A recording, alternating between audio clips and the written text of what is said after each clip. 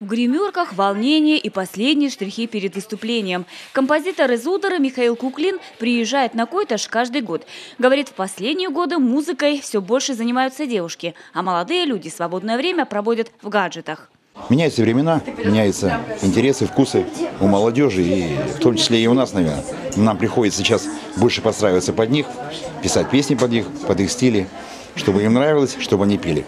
Первым делом на сцену выходят исполнители с обработанными коми-народными песнями. После исполнения жюри сразу же называет победителя. В этой номинации побеждает коллектив «Томлун» из Сыктывкара. В этом году организаторы обновили формат проведения фестиваля, включив в него конкурсный компонент. Оценивают выступления музыканты, поэты, руководители коллективов.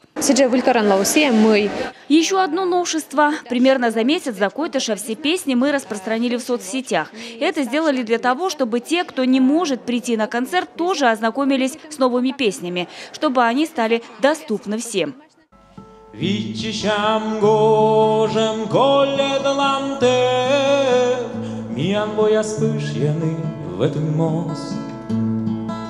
Дмитрий Филиппов из села Помоздино Усть-Куломского района исполняет свою новую песню о том, как быстротечна жизнь.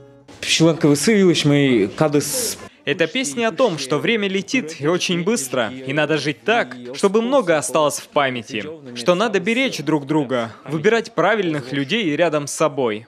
В номинации «Лучшая эстрадная песня» побеждают Анна Ульянова и Артемий Барсуков. Кстати, певец не знает коми-языка, но с удовольствием исполняет на нем песни.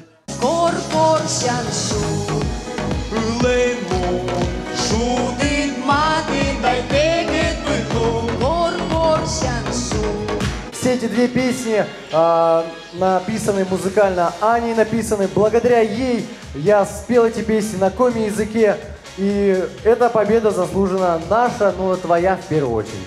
Приз зрительских симпатий оказывается у Артура Гарнова. Он на Койташе впервые. И сразу же за него в соцсетях поклонники отдают более 500 голосов. Wonderful Life с Шиланковым британской Котерлен. Эта песня очень красиво звучит. Я ее переделал под себя. Слушал много версий, писал текст неделю. И с рифмой повозился, и чтобы смысл был. Счастье рядом, вот о чем она. Шестой Койташ получился живым и динамичным. Все композиции не просто воплощение творчества на сцене, а еще и любовь к родному языку. Композиторы признаются, писать музыку на коми-тексты – одно большое удовольствие. Анастасия Тюрина, Наталья Муравьева, Олег Жуковский, телеканал Юрган.